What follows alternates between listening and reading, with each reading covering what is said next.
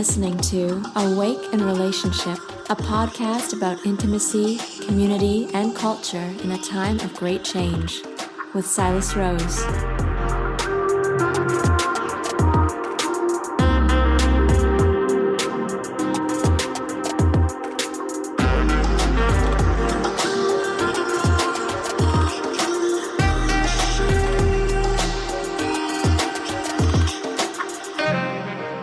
Hello, thanks for tuning in to Awake in Relationship.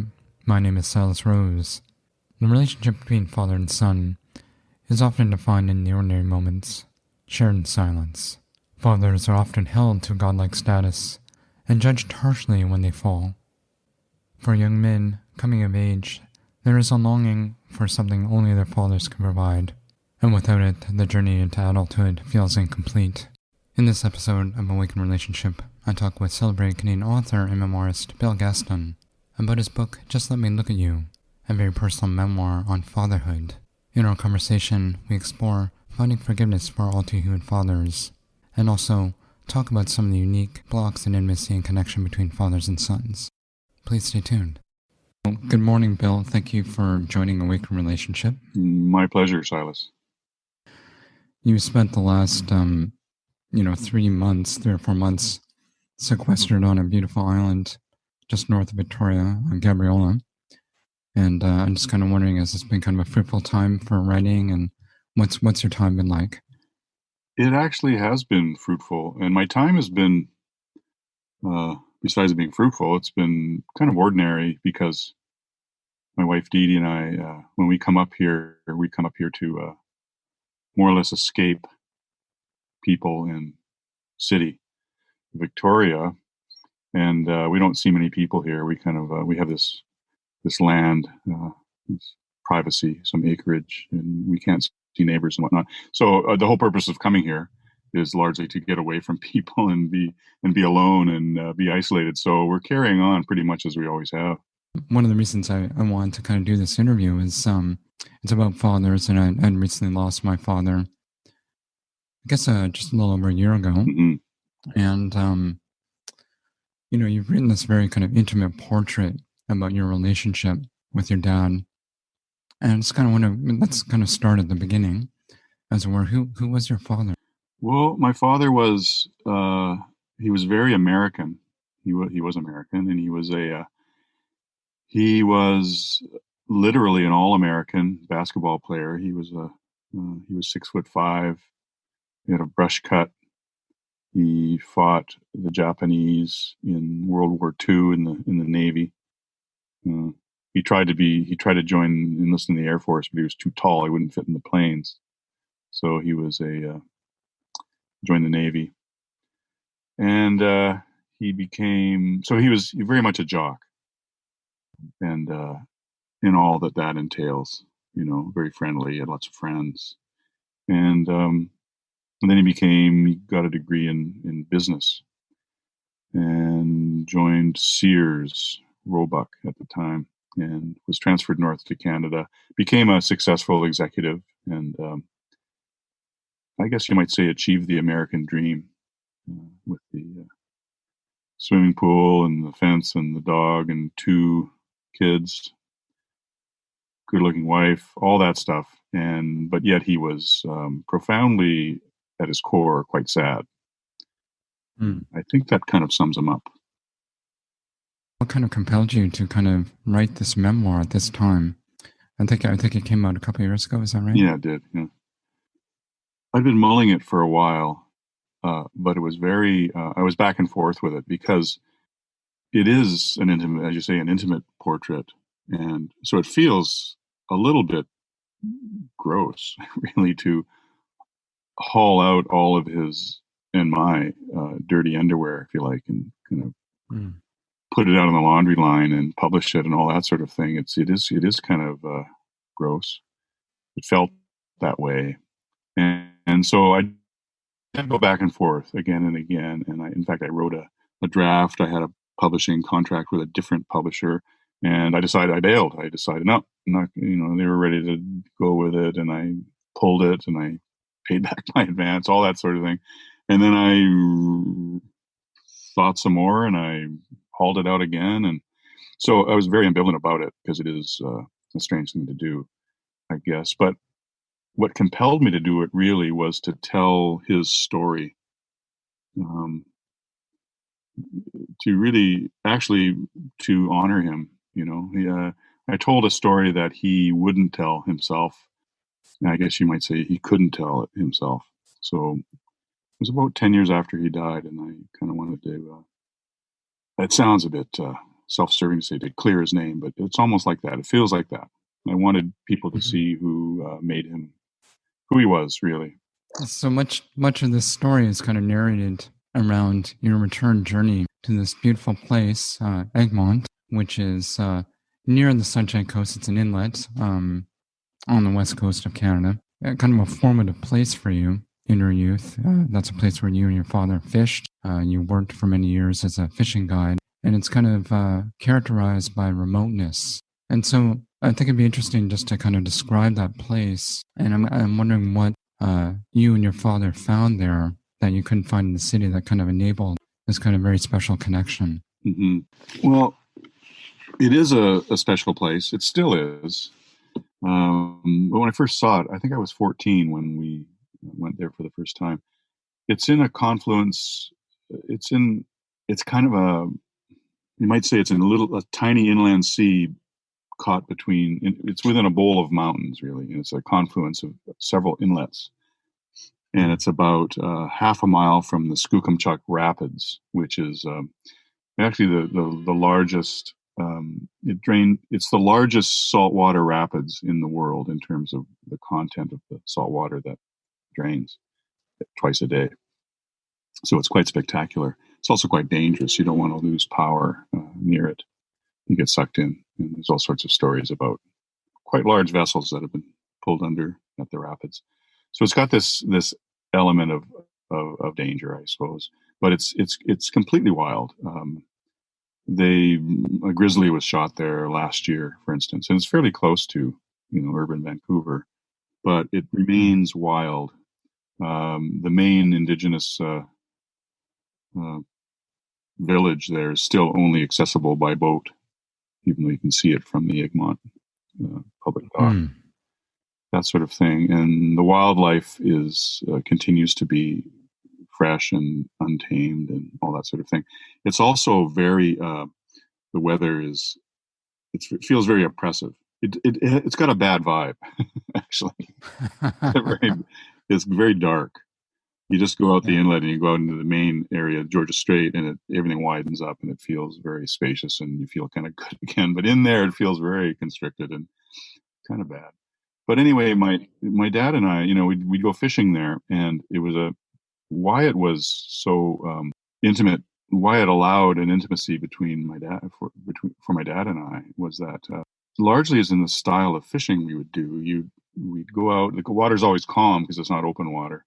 You'd go out and you'd anchor the boat, and you'd fish with live herring with very specialized light gear, small rods and whatnot for these very big salmon.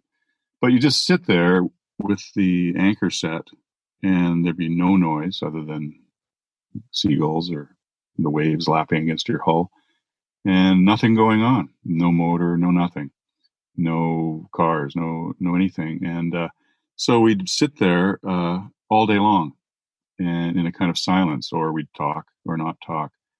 And we both loved it. We both loved the fishing, and there was an intimacy that grew. It didn't often have many words attached to it. So much, the relationship between father and sons is really kind of shared in those moments of silence. Yeah, it's funny. Anybody who's had any son who's had a father, I think, knows that Mhm. kind of unspoken. I think of it as a yearning. Sometimes it's a famous relationship or non-relationship, really. This silence between fathers and sons, and it's infamously dysfunctional. Everybody jokes about Mhm. it. The silent father, the aloof father, the brooding father, or my father didn't understand me, that kind of thing. But I came to see of it more as a yearning, because I think every father wants to have the connection and and doesn't know how to do it. I experience that myself now because I have children. I have two sons. Well, that's very much what this book is about. Hmm. You know, you're not shy about kind of disclosing some of the kind of challenges that your father kind of experienced when he was alive. And despite being very successful, as you said, you know, there was this other part of him that was wounded and that was kind of driven to addiction, particularly. How did alcohol kind of affect his behavior towards you, and how did you make sense of it? Well, I think one way to put it in a nutshell, how it changed his behavior when he was alone at home. He loved music. He played the trombone, and in the university, I think it was a chamber, some kind. Anyway, it was a small orchestra. I guess I don't know if chamber orchestras have trombones, but anyway, he played it, and he played it at a certain level of skill. But anyway, he listened to music all the time. And when he was sober, he listened to classical constantly. I grew up, I didn't know who the composers were. I found out afterwards that it was all largely Beethoven and a lot of Tchaikovsky, a few others. Uh, but I think I know everything Beethoven ever wrote by heart, really, just from hearing them so much. Anyway, when he was sober, he listened to classical music. When he was drinking, he'd listen to jazz. That is the kind of swing era jazz that he grew up with, as a Right. teenager with, that he'd get shit faced with and go on dates with, all that kind of, String of Pearls, all that stuff, Woody Herman, all that kind of swing jazz. So when he was drinking, he'd have jazz on full blast. He'd be shouting, he'd be loud, he'd be trying to be funny, all that. He'd be a swinging guy. That's kind of him in a nutshell in terms of music and drinking and how he was different. It seems that he was never abusive, Not at all. as it were. Yeah, and that's part of the struggle, I think, that you kind of describe, at least in terms of your own experience in the book, because there was love coming through. He was obviously very loving towards you, but you received that as kind of, as you described, kind of disappointment or disgust, or and wondering how you squared that circle. I think it was pretty typical, like how fathers, parents in general, but fathers in particular, I think, fall from their pedestal when we're quite young. And part of the falling, I think that in my case anyway, I think the main reason he fell from his pedestal when I was quite young is that I could see him trying different things in life and just not getting it, not getting it, not knowing what I meant, not knowing what I wanted, not knowing what other people wanted, and him failing. And of course, your father, when he fails for the first time in your eyes, he just falls, from a great distance, from a great height, and kind of smashes on the ground, I guess. And so whenever he was drinking, I could see him not getting it, just not get his we'll call it, his expressions of love, of trying to get close to me, just got really sloppy and really obvious. So he just didn't get it, he just didn't get it. So that it's kind of disgusting when you're a kid, when you're a completely judgmental, obnoxious adolescent, which I was, which maybe we all are to a degree.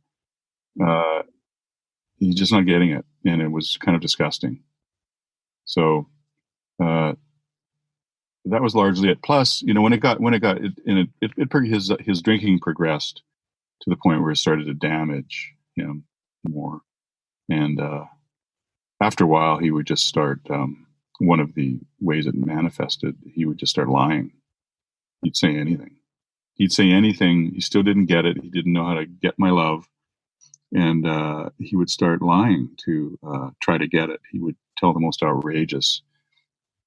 For instance, I don't want to drag him through the mud again and again, but one example of this, I might be home visiting, and he'd be quite drunk, and he'd tell me, for instance, that he has a brain tumor, just in a real blatant, gross attempt to get my sympathy, and that sort of thing. And it was once I kind of determined that he was not telling the truth, then it just got kind of disgusting. This blatant ploy for sympathy. Part of the developing empathy or forgiveness, at least for me, it's still a work in process. Just seeing that, our fathers didn't really have the tools to make a healthy connection, as it were. Yeah, and it seemed like he was flailing, lacking those tools. He would flail, and soon I didn't know what to believe. So when you don't know what to believe, you don't believe any of it.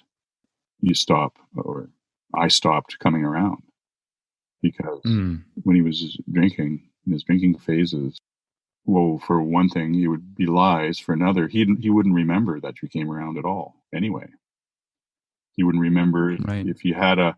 He'd want to have a heart to heart kind of bullshit conversation because his end it would be lying, but he'd want to have a heart to heart, but there'd be no point in it because he wouldn't remember it anyway. So all the words are just kind of a waste of time. It had that really it had that feeling. It was just for show, just pretend because he wouldn't remember anything. So why even do it at all? So there was a lot of years like that. Yeah. One of the most kind of relatable parts of your book for me was this kind of desire to heal a kind of unreconcilable sadness in your father. And I know from my own dad, I'm in a very complex relationship, and it sort of felt like there was this kind of emotional pain that kind of transcended us both, uh, that kind of got in the way. And looking at it from my perspective now as an adult, that was essentially transgenerational trauma. And I know with your own father, there was kind of pain from his past. The first part of what you were talking about trying to fix the, the the rift or the gap between us. It's strange how that shapes up and what it looks like because just even getting outraged at him or pissed off is a kind of trying to fix.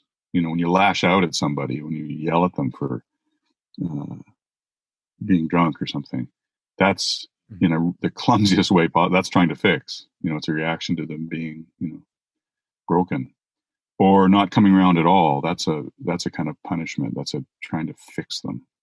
Sometimes I would try to fix by in the early days, especially when he'd be quite drunk. You'd you'd enter a heart to heart talk, and I would talk about his drinking, and I'd say, please don't, and because you don't remember anything, and you make up stuff, and I'd actually tell the truth and trying to fix him, and that didn't work either. So there's lots of trying to fixing going on, attempts to fix, and I never really got over it. Really, when I had 4 kids and living on the East Coast in, in New Brunswick, and he was starting to decline. I remember I wrote him the famous letter. It was in the phase my mom and dad apparently would talk about the time when the time in Bill's life when Bill suddenly got honest. So apparently I was a really open book. And anyway, I wrote him a long, long letter about how it was a response to him saying that he didn't care about living and he was drinking more and whatnot. So I wrote him this long letter just saying how much he was loved by everyone and how his drinking felt like he was retreating from us. He was it was him leaving us. When you drink, you kind of depart, you leave, and that feels like a withholding of love. It feels like turning away, and it feels like abandonment for the people that are abandoned by the drinker. So I wrote quite a long letter just pleading with him to see it in those terms and that he was so loved and we felt abandoned by him when he Mm. drank. So I kept trying to fix him even into the his old age. Poor guy. You folks, you did kind of drag him into recovery at a certain point. Did that feel like a victory at all? Um, Not really. It was saving his life a couple times when he. That's a good word. Drag him into recovery. and he wouldn't remember being dragged anyway. He didn't know how he got to rehab.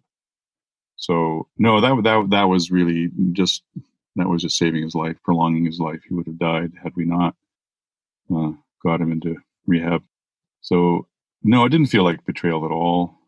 Really, I don't think. Hmm. Again, because maybe it's a blessing to not remember much. He didn't remember being, we'd trick him into the car with a fresh bottle of vodka, for instance, Mm-hmm. and he's in his pajamas, and we have the bag packed in the trunk, and he's in the pajamas, and we, here's a fresh bottle, come with us, we're going somewhere, and he would follow along like a dog with a treat. So there's this kind of quality of just kind of bearing witness. Mm-hmm. This story, kind of, you describe the kind of the last days with your father. Mm-hmm. Somehow you kind of managed to arrive at a place of peace with your father. What was the process that you need to go through Well, to arrive at that place? for me, I can't claim to know the process, or I didn't come on it myself. For me, it was a gift, actually, from my dad's one sibling, his sister, and my mother. They told me after so many years what it was uh, that made my dad the way he was. So my forgiveness was handed to me on a platter, really. When I found out after my dad had died, I was really angry, actually, that it had taken so long to learn this truth. But when I learned, I knew my dad had he grew, I knew his father had abandoned them. That was the story anyway, and that he'd grown up quite poor, and that his mother had taken my dad and his sister from house to house, escaping the rent and that sort of thing. Very Depression era stories of poverty and whatnot. And that the story was that then my dad had somehow largely because he was 6'5" and he got scholarships to good universities to play basketball and that sort of thing. And he became, despite his poverty, became successful in that sort of thing. And we were quite proud of that, and rightfully so. But the story went way deeper. The story was that the truth was that when my dad was 10, they were living in Portland, Oregon, and he was his father was an abusive alcoholic who would beat up his mother all the time. And this one time, finally, when my dad was 10, his father got really drunk and was attacking his mother again. My father tried to defend her with a fireplace poker and was destroyed by his father as well. He had his arm broken, his front tooth knocked out, beaten up quite badly. And that night, after my grandfather passed out, my my grandmother took my dad and his sister and fled. And that's the last time he saw the father. So he never ever mentioned his father to me, except to make up stories about him. He never, according to his sister, my dad never mentioned his father again from 10 years old. They never talked about him. He never would. He wouldn't after 10. So he was so traumatized. He literally wrote his father off. And the ironies are bizarre. That how is it possible for my dad to become an alcoholic too? But of course, we know these patterns now. We know that how that works. Thankfully, my dad wasn't abusive as well. Mm-hmm. But in any case, so I was given this truth, and I instantly, upon hearing this, I instantly forgave him everything he ever did. I forgave him for turning out the way he did. I was completely appalled at myself for being so abusive to my dad, for being so disgusted by him. Had I only known the truth, that's what made me angry. If I had known the truth, I think, when I would, Mm-hmm. what had happened to my dad, of course I would forgive him everything, all his so-called faults, And so my forgiveness came instantly, and I was appalled at my own lack of empathy and whatnot. So you might say that it took me a while, and partly, that's to return to why I was compelled to write the book. It was to tell that story and to proclaim his his innocence, really, and his story, and to explain why he was the way he was, and also to I suppose tell him I was sorry for how I treated him. Yeah, that's sort of a burden that I hold right now, because there was distance, between me and my father, and I was a big part of that, and that's something I have to kind of carry. And I do feel that our relationship with our parents continues even after they pass. So I primarily know you through a Buddhist community. You're a longtime practitioner, and I'm kind of wondering how the training sort of prepared you to kind of relate or hold the contradiction between love and disgust, as it were. I'm wondering how the practice helped. I'm also kind of curious what your father thought about you running off with a crazy Tibetan teacher. I think we never discussed it at any kind of length. I think he respected most anything I did because he didn't really understand what I did. He was primarily a jock and a businessman and all that sort of thing. And here I am studying poetry at a university. And writing poetry and writing other things. So he didn't understand what I was doing, but he was quite proud. When I first started publishing things, I remember he was extremely proud. He'd show off stuff to his friends and get loud about me. I think he trusted what I was doing because he knew I wasn't a joiner, and he knew I was I doubted everything. So I think he knew that I wasn't jumping in a naive way. And it's funny, I came upon, I see my wife Dee Dee remembered when I was at seminary in 1985, and up in the Colorado mountains, meditating from dawn to dusk, kind of thing, for months on end. Dee Dee reminded me that my dad and I wrote letters to each other, and she remembers them better than I do. She remembers them being really funny. So, and I'm sure my letters they were probably kind of preachy, probably very, very Buddhist, that sort of thing. But his letters were, she really liked, she hadn't met my dad or anything like that yet. And she thought they were just the best letters. So it really warmed me to hear that. So anyway, I think he thought I was doing okay in that regard. As far as what I learned from the practice of meditation or Buddhism in general, I think like anybody who meditates for a while and does any kind of Mahayana contemplation, you learn you become. It's like, I like the idea that bodhisattvas, they don't become, they're not above pain, they're not above other people's pain, and therefore they work for them. They become they're experts at pain. They become experts at their own pain, and they see that pain. They see that everybody else's pain is just like theirs. They see it so clearly. And I'm not suggesting I'm anywhere near being a bodhisattva, but the process is the same for all of us. I think you just become an expert at pain. You learn about your own pain, and you learn that everybody else is kind of buffeted by the same winds of pain and do things for the same reasons. So yet, I think you can't help but come to understand others a lot better. So I think it was simply that. You see your common humanity with everybody, including your father. So you're a father of 4 kids and 2 sons. And I'm wondering what you hope that they would receive or get from this book. I didn't really write it for them, but I think, underneath it all, I think I kind of did, in the sense that, I very much experienced that gap or that chasm between fathers and sons. It's not so much with my daughters. I know it somehow something flows between us that's easy. Sons, not so much. So the cliche holds; it remains true. There's this gap or chasm that they can see me struggling with, and they struggle with it too. It goes both ways, I think.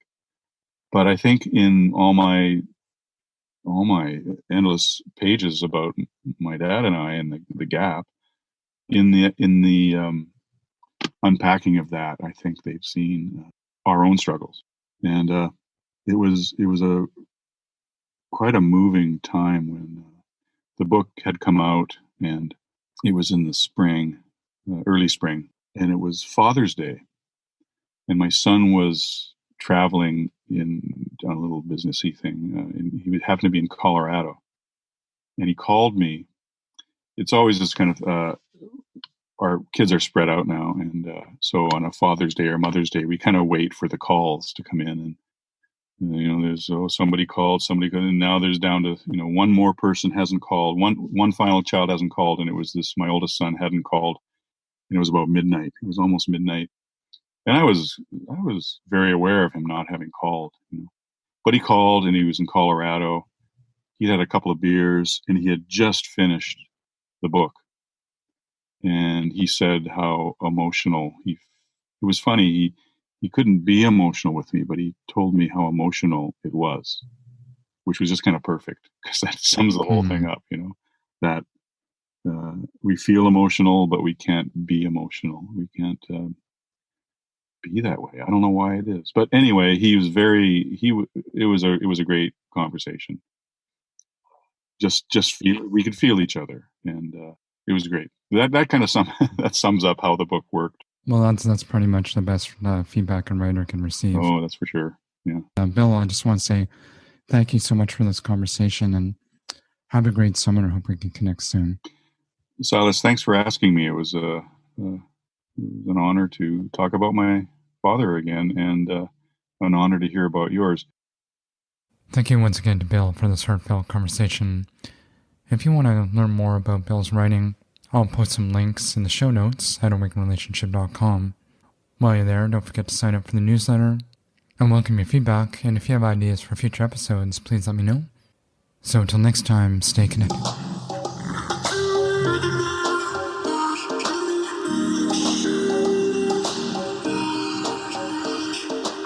Thanks for tuning in to this episode of Awake in Relationship. If you liked what you heard, please click subscribe to get the latest show delivered fresh to your device, or sign up for our newsletter at awakeinrelationship.com. Sharing is caring.